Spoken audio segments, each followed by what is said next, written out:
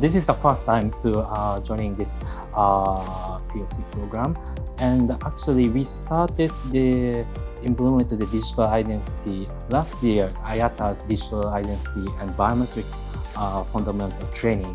So it was a little bit challenging for us, but thanks to the constant support from the all stakeholders, we gradually deepen to the understanding and the jumping to the discussion.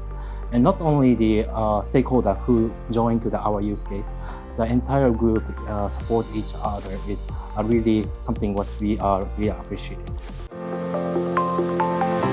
Yes, we are participating in B2C digital identity use cases, contactless travel at scale, and we are showcasing several use cases and prove the interoperability at the several places.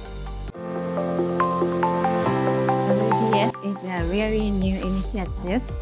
Through the pilot, we are having a real conversation based on tech discussion about the new possibility for the aviation industry. And I believe this kind of love to live approach is can really speed up transformation of our whole industry.